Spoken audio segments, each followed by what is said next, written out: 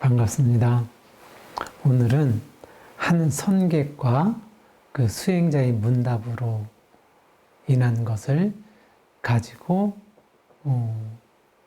공부를 해볼까 합니다. 한 선객이 물었어요. 스승님, 마음이 괴롭습니다. 그랬더니 그 스승님이 그 괴로운 마음을 가져서 오거라 그랬어요. 그랬더니 그 선객이 마음을 찾아보니 없습니다. 괴로움도 자연히 사라져서 이제는 마음도 편안해졌습니다.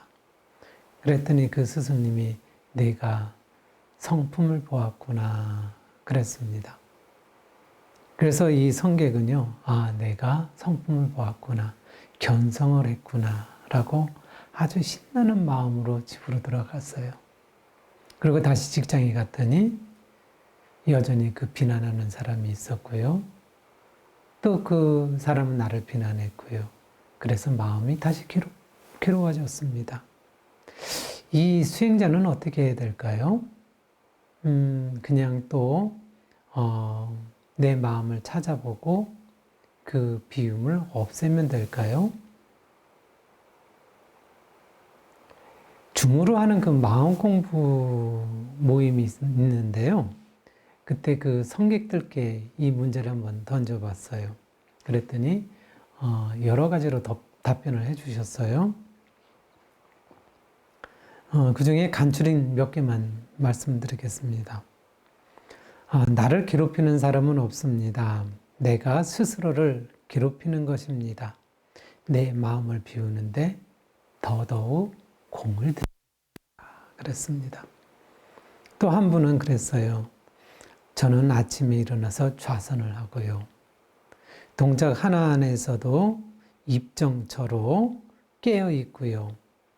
자동차 소리 하나에서도 자성으로 깨어 있습니다. 이렇게 얘기를 했어요. 근데 여기에서 좀 생소한 말이 있을 거예요. 성품, 입정처.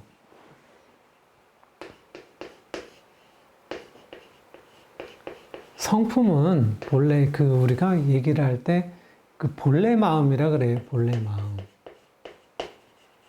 본래 마음이라고 하는데요. 이것은 우주의 근원이기도 하고요. 마음의 근원이기도 합니다. 그래서 이거는 한 생각이 나기 이전에 라고 얘기를 하고 우리가 가늠해서 아는 것은 꿈도 없이 깊이 잠잤을 때 이렇게 얘기를 해요. 여기서 이제 의식이 깨어 있는데요. 의식은 깨어 있는데 그 본래의 그 성품자리가 관념이나 욕심이나 습관에 물들기 이전의 상태. 이것을 정신이라고 합니다. 여기서는 마음이 맑고 고요해요. 그러는데 상쾌하게 깨어있는 마음이라고 할 수가 있습니다. 여기서 한 번 더 이제 발현이 되면은요, 우리가 보통 이야기하는 마음입니다. 옳고, 그르고, 이롭고, 해로움을 판단하기도 하고요. 사랑하고, 미워하고, 좋아하고, 그러한 그 생각과 감정의 상태. 그리고 여기서 한 단계 더 나오면 뜻이라는 것이 있어요.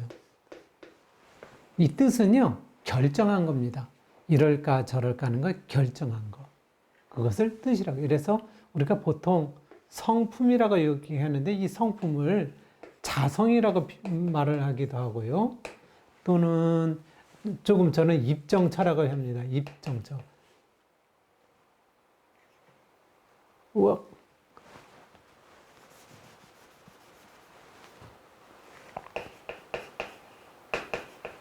입정처라고 얘기를 해요. 근데 이것은 뭐냐면 입정, 내가 정에 들어서 선정에 들어있는 곳, 이것을 뜻합니다. 참 이분들은 수행을 잘 하신다라는 생각이 들어요. 그런데 이런 수행은 자칫하면 소승 수행이 그쳐 있을 수 있습니다. 예를 들어서 그래요. 아내가 음식물 쓰레기를 좀 버려달라고 남편한테 그랬어요. 그랬더니 이 남편은 가기가 싫은 거예요. 근데 왜 아내는 나를 자꾸 괴롭혀? 자기가 가면 되지? 그랬어요. 그리고는 다시 내 마음이 요란함이 없는 곳을 찾아서 마음을 찾아봤어요. 그리고 다시 요란함 없는 그 편안한 마음이 됐어요. 부인이 생각할 때 이 남편을 뭐라고 생각할까요? 자기만 마음이 편안해요. 그러니까 아내는 복창 터지지요. 그럼 과연 이거를 가지고 견성이라고 할 수 있을까? 수행을 잘했다고 할 수 있을까라는 겁니다. 하나는 그래요. 상대는 나의 거울입니다. 참회하고 저를 고쳐가겠습니다. 그랬습니다. 성품에 반조하는 것보다 나의 잘못을 먼저 고치려고 해서 좀 앞에 있는 분들하고 좀 달라요. 사실은 근데 이것도 문제일 수 있거든요. 왜냐면은 내 잘못이 아닌데 반성으로 일관하는 거 있잖아요. 이거는 또한 자기를 괴롭히는 거예요. 자기 불공이 없어요. 이것 또한 그리 바람직한 것은 아니더라고 봅니다. 또 한 분은 그러셨어요. 저는 사죄의 기도를 올립니다. 설사 오해의 요인이 있어도 그것은 나에게 일정 잘못이 있기 때문입니다. 그래서 저는 마음 일기를 씁니다. 마음 일기를 쓰면 객관적인 판단이 가능해집니다. 그리고 감정도 일정 해석될 뿐 아니라 일의 실마리도 보이기 때문입니다. 그리고 그 사람에게 실질적으로 잘해줄 것입니다. 그래도 그 사람이 저를 괴롭힌다면 저는 한판 붙겠습니다. 그랬습니다. 우리가 생각할 땐 그래요. 어떻게 보면 이분은 참 수행을 참 열심히 하신다라는 생각이 들어요. 근데 사죄 기도를 올린다는 것은 뭐 전생에 내가 그렇게 할 수도 있고 또는 오해의 소지를 불러일으킬 수도 있고 그렇기 때문에 사죄를 통해서 내가 그런 마음을 들게 해서 미안하다. 나라는 존재가 어떻게 보면 참 수행을 깊이 한다는 생각도 들기도 했고요. 그래도 괴롭힌다면 뒤에 한판 붙겠다는 이야기가 있는데 그분이 대중의 마음을 그냥 빵 터지게 했던 부분이기도 해요. 근데 한판 붙는다는 것이 수행자에게는 맞지 않다고 보죠. 그런데 실은 때로는 한판 붙기도 해야 됩니다. 그러니까 안 붙어야 된다는 자체가 수행을 잘못하는 거예요. 그런 예가 있어요. 한 강아지가 있었는데 우리가 뭐 똥강아지 이렇게 표현하기도 하고 좀 그거를 시골 개라고 얘기를 하기도 하고요. 그래요. 그러는데 아이들이 이 자기 개의 입장에서 자기를 그렇게 괴롭히는 거예요. 만나기만 하면 발로 뻥차고. 요즘은 그러진 않지만 과거의 촌에서는 좀 그랬었거든요. 그러니까 이 똥강아지가 하루는 정 안 되겠어서 발로 뻥 차는 아이의 발목을 한 번 콱 물어줬어요. 그러니 그다음부터 아이들이 그 개를 발로다 차지 않고 그 개를 경계한다는 거예요. 또 한 가지가 또 있는데요. 실질적인 것인데, 그 폭력하는 것이 있어요. 한 연인이 있는데, 남자가 뭐를 잘못했다가 탁 치는 거예요. 폭력하려고 하는 게 아니라 탁 치는 거였어요. 그러니까 여자가 정색을 하고 그렇습니다. 폭력 습관이다. 다음부터 한 번이라도 나에게 그렇게 툭을 친다거나 그러면은 난 당신은 다시는 만날 수 없다. 그러면서 사실은 결별을 고했어요. 그러니까 그 남자가 빌고 해서 다시는 그런 버릇이 아주 없어졌다는 얘기가 있어요. 그렇듯이 때로는 대항해야 될 땐 대항을 해요. 예를 들어 보세요. 다른 나라가 우리나라를 침범을 했어요. 그럼 어떻게 해야 돼요? 맞대응을 해야죠. 침범하지 못하도록. 그래서 수행에서는 꼭 어떤 부분에서는 좋게 감내하고 이것만 좋은 게 아니라 때로는 그 사람하고의 그 맞대응을 해야 될 때는 맞대응하는 것도 수행이다. 이렇게 볼 수 있습니다. 또 한 분은 그러셨어요. 내게 잘못이 있으면 고치고 없으면 전생의 업으로 생각하고 감내하겠습니다. 그랬습니다. 어떻게 생각하면 굉장히 참 수행을 깊게 하시고 마음이 따뜻한 분이다라고 생각을 할 수 있어요. 근데 어떠한 것을요, 전생을 업으로 돌리는 것이요, 덕인 것 같지만은요, 실은 그렇게 바람직스럽진 않습니다. 여기에는요, 내가 전생에 똑같이 그랬다라는 것이 전제가 돼요. 실은요, 이 생이 우리가 사는 데에서는요, 전생에 있는 것이 그대로 내가 했던 것을 그대로 받는 게 아니에요. 때로는 내 삶의 과제로, 내 의식의 내가 의식을 성장하기 위한 삶을 과제를 통해서 오기도 하거든요. 뭐 이 부분은 나중엔 더 말씀을 드리도록 하겠는데요. 업으로 돌리잖아요. 그럼 충분히 해결할 수 있는 지혜와 수행을 잃어버리기 때문에 그렇게 바람직한 건 아니다라고 할 수 있습니다. 또 다른 분은 이렇게 얘기했어요. 직장에서 유독 맞지 않는 상사 한 사람이 있었어요. 저는 참다 못해 사표를 쓰기로 했습니다. 사표를 쓰며 곰곰이 생각해 보니 그 사람, 상사가 나의 부족한 2%를 채워주는 사람인 것을 알게 되었습니다. 그래서 그분이 믿거나 하기보다는 고맙다는 생각이 들었습니다. 그래서 이 마음의 전말을 상사에게 이야기했더니 그 상사와는 사이가 더 좋아졌습니다. 그러나 그분과의 다름이 있기 때문에 거리감이 아주 없지는 않습니다. 이렇습니다. 마음을 비우려는 것보다도요, 적극적으로 문제 해결하려고 하는 그 선제적 노력이 저는 참 좋다라고는 생각이 들어요. 그리고 우리는 이야기를 할 때 감정이 있을 때 얘기하는 것도 물론 중요하기도 해요. 왜냐면 나 이만큼 화났어 라는 것도 때로는 보여줄 필요가 있거든요. 그런데 여기서는 합리적 해결을 하기는 좀 어려워요. 그래서 진정된, 마음이 진정된 상태에서 이야기하는 것은 굉장히 좋습니다. 그래서 마음을 비우고 지혜롭게 처리한다면 더할 나위 없죠. 아마 이분은 사표를 쓰면서 마음이 정리가 되어 있고 그 정리된 마음으로 이야기했기에 그 사람에게 그 마음이 충분히 전달되었다라는 그런 생각을 하게 됩니다. 또 한 분은 그랬어요. 저는 깊이 이해를 하겠습니다. 그리고 뭐라 그랬냐면 우선 나에 대해 이해하고 상대에 대해서도 이해하겠습니다. 이해의 방법에는 3인칭, 2인칭, 1인칭의 방법이 있습니다.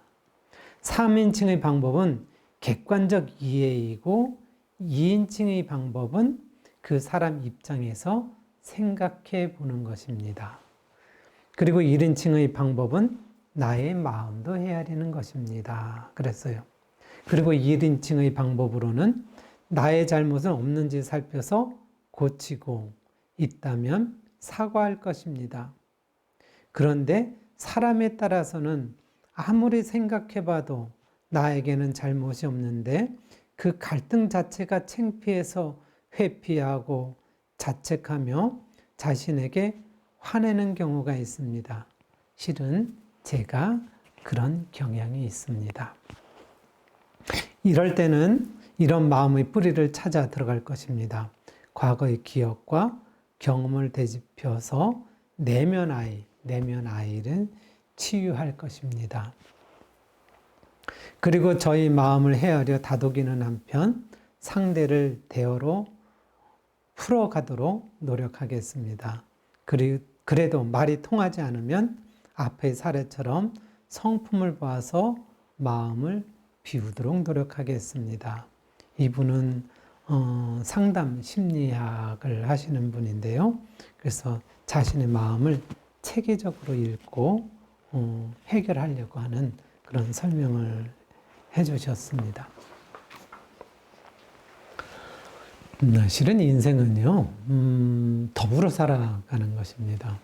그래서 더불어 살아가는 관계 속에서는 자기 수행도 필요하지만은 더불어 하는 관계 속에서 함께하는 수행도 실은 필요하거든요. 그래서 어떤 일이 있을 때는 그 일의 원인이 내게 있을 때와 상대가 있을 때를 구분해서 그 사례에 따라서 수행을 해야 된다라고 생각을 해요. 원인이 그 내게 있는데, 그래서 내가 저 사람에게 비난을 받는데, 그 문제는 접어두고요. 그야말로 이 성품을 반조를 해가지고, 그렇잖아요. 내 마음을 살펴보니까 마음은 실은 없어요. 그러니까 마음이 편안해졌어요. 그때마다 어떠한 갈등이 있을 때마다 성품 반조로 내가 편안해진다면 상대는 오히려 어떻게 보면은 더 복창이 터질 수 있어요. 그리고 자신은 저 사람이 볼 때에는 진짜 뻔뻔한 사람이 될 수 있습니다. 또 한 가지는요, 원인이 상대에게 있는 경우예요. 그러면은 일은 상당히 복잡해집니다. 그런 경우가 있거든요. 대화도 안 되고, 그러는데 보이지 않게 당하는 경우가 있어요. 예를 든다면 그 사람이 교묘하게 소문을 낸다거나, 또는 애매하게 이야기를 돌려서 자기가 빠져나갈 여지를 두고 얘기를 해요. 그러면 속수무책이거든요. 자기는 그렇게 당할 수밖에 없어요. 그럴 경우에서 어느 한 곳에서는 그렇게 얘기를 하기도 합니다. 어떻게 하냐면요. 이미지로 어떤 탱크를 만들어가지고 그 사람을 막 짓이겨 버리는 겁니다. 그래서 복수를 하는 거예요. 그러면 어떻게 되죠? 그 사람 미웠던 마음이 사르르 없어지는 겁니다. 그래서 다 해결이 됐어요. 그래서 어느 곳에선 그 사람에게도 또한 견성이다 이렇게 표현하는 것도 있습니다. 그런데 사실은 그렇게 탱크를 밀잖아요. 그러면은 내 마음에 잔인한 마음이 생겨요. 잔인한 기운이 쌓이고 그렇게 바람직스럽지 않아요. 그래서 옛날에도 보면은 화가 나면은 접시를 깨라, 또는 그 사람에게 완전히 다 퍼부어라. 물론 일리는 있어요. 내가 병이 날 만큼 하면 그럴 수는 있겠지만은 병이 나지 않을 만큼의 상황에서 그렇게 하잖아요. 마찬가지로 내 마음에 폭력성이 생기게 되고요. 또한 그 죄의식도 쌓이게 돼서 그거는 그렇게 바람직한 것은 아니다라고 말씀을 드릴 수 있어요. 아까처럼 전생의 업으로 돌리는 경우가 있어요. 그런 상황에는 나는 잘못이 없고 저 사람이 그래. 근데 해결의 실마리는 안 보여. 이거는 전생의 업이구나 라고 생각하는 것이죠. 그런데요, 이런 말은 실은 경전에 있는 말이에요. 근데 우리가 경전이라는 말은요, 실은 사람마다 근기가 달라요. 상근기가 있고, 어떻게 보면은 의식이 수준이 높은 사람이 있고, 그 보편적인 사람이 있고, 의식이 수준이 약간 낮은 경우. 옛날 같은 경우는 이제 의식 수준이라 하기에는 교육을 잘 받지 못해서 설명을 해도 잘 모르는 경우가 있고, 뭐 그런 경우가 있어요. 그랬을 때 나온 그 경전의 법문이에요.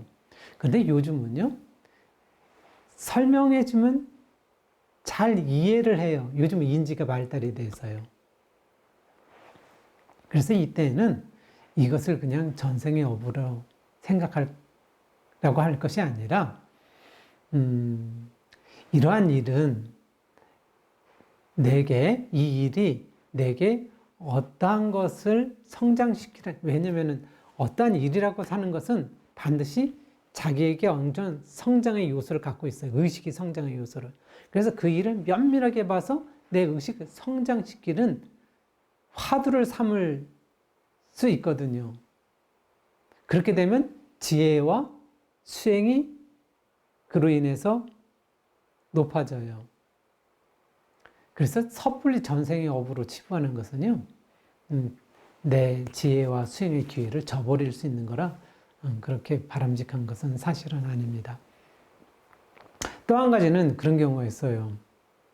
나를 미워하는데 전에 내가 자기 의견을 반대했다고, 또는 자기와 다르다고, 그래서 괴롭히는 경우가 있어요. 사실은 이런 경우는 상대 의식이 편협해서 그런 경우예요. 그도 이제 뭐 의식이 성장할 수가 있겠죠. 물론 세월과 나름대로의 수행과 나름대로의 어떠한 사건을 통해서 자기가 의식이 성장이 되면 그거는 알 수 있을 거예요. 그런데 이런 사람을 어떻게 해볼 수는 없어요. 그러면 기다려줄 수밖에 없어요. 그렇지만 꼭 해야 될 것은 일은 탐탁지 않지만 사람까지 미워하는 것은 나를 위해서, 내 마음을 위해서도 그렇게 하는 것은 그렇게 바람직스럽지 않습니다. 또 한 가지는 오해로 또 상대가 나를 괴롭힐 수 있어요. 이럴 경우에는 직간접적으로 좀 설명하는 것도 좋긴 하거든요. 왜냐면은 아까 같이 교묘하게 이야기하잖아요. 그러면 이야기가 잘 안 돼요. 그럴 때는 오히려 간접적으로 얘기하는 방법도 있습니다. 예를 든다면 어떤 일이었는데요. 한 지역에 그 인사권을 가진 사람이 있어요. 근데 나는 그 사람을 만났어 라고 얘기했더니 이 사람이 인사권자에게 자기에게 잘못 얘기했을까봐 그다음부터 미워하는 거예요. 그래서 그거를 감지하고 이 사람이 그랬어요. 나는 항상 당신 편이에요. 나는 항상 당신에게 얘기할 때는 좋은 말만 했지요 라고 얘기를 했어요. 그랬더니 이 사람이 다시 한번 생각하더니 그런 거예요. 당신은 나에 대해서 어떻게 생각해? 라고 하는 거예요. 그래서 그 사람이 그렇게 얘기를 했어요. 당신은 이곳에 열심히 애쓰지 않았느냐. 그리고 이곳은 연대가 굉장히 중요한 지역인데 당신 같은 사람이 꼭 필요한 거 아니냐. 나는 그렇게 생각한다. 그랬더니 그 사람이 마음이 편해지면서 나중에는 그렇게 잘해준다는 거예요.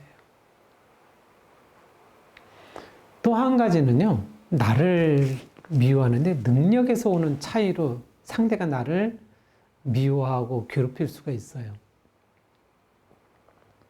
근데 사람들은요, 이 사회는 그러잖아요. 뭐 능력이 조금 더 있기도 하고, 능력이 조금 더 없기도 하고, 또는 이런 성향도 있고, 저런 성향도 있고, 그러는 거예요. 그래서 사람들은 그 마음도 자기 신법대로 살아요. 그런데 그거를 다 어떻게 할 수가 없거든요. 그리고 실은 어떻게 되냐면은, 뭐 상대가 나 시기 질투? 사실은 그럴 수 있는 거거든요. 어떻게 시기 질투를 안 할 수가 있어요? 내가 잘하는데, 그렇지 않습니까? 그럴 때는, 뭐, 충분히 시기 질투할 수 있지. 그렇게 생각하시는 게 좋습니다. 그거를 좀 사회적으로 좀 의식을 확대해 보면은 그 부분이 수용이 돼요. 한 분이 그러세요. 운전을 하고 막 오면서 투덜투덜 대는 거예요. 아니, 뭐 사람이 운전을 뭐 저런 식으로 해? 그러는 거예요. 제가 그랬어요. 세상에요. 운전을 잘하는 사람이 한 몇 프로 될까요? 제가 물어봤어요. 그랬더니 곰곰이 생각하면 한 20% 되겠지요? 그렇죠.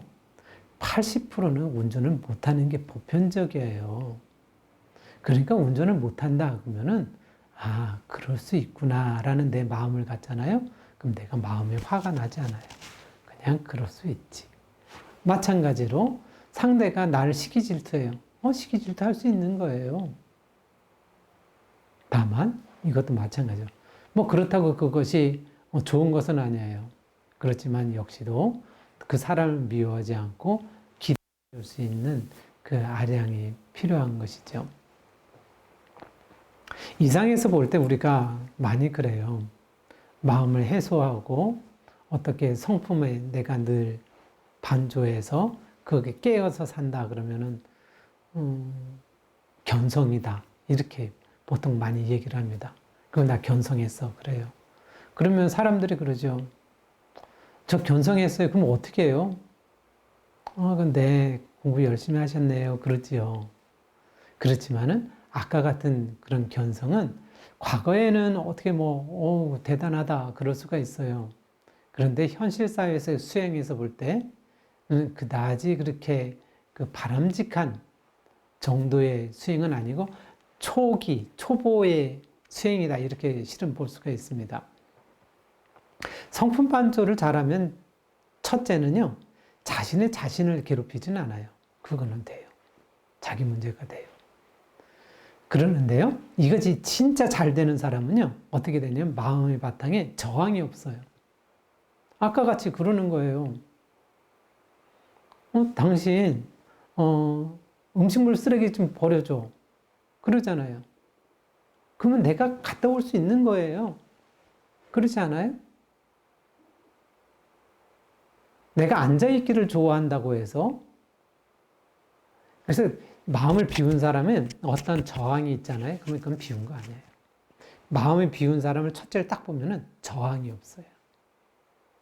두 번째로 어떻게 되냐면 마음을 딱 진짜 비운 사람은요. 밑살이 없어요. 너 왜 저거 했어? 너 왜 그렇게 했어? 그러면 어떻게 해요? 그래? 뭐 그럴 수 있지 뭐. 내가 잘못해서 그럴 수 있지 뭐. 그러니까 괴롭지가 않은 거예요. 그럼 뭘 했다고 해서 나 이렇게 했어. 그리고 그거로 인해서 다른 사람을 괴롭힌다거나 낮잡아 본다거나 그런 게 없습니다. 그래서 이 성품을 이렇게 내가 늘 마음을 바라보고 거기서 발휘하게 되면 내 지혜의 힘을 100% 발휘할 수 있습니다. 그런데요, 이 지혜의 발현은 약간 또 다른 게 또 하나가 있어요. 지혜는 닦아놓은 만큼 발휘하게 돼 있어요. 자기가 연마한 만큼. 그러지 자기가 비워졌다고 해서 바로 최상의 지혜를 발휘한 것은 또한 아니다라는 것입니다.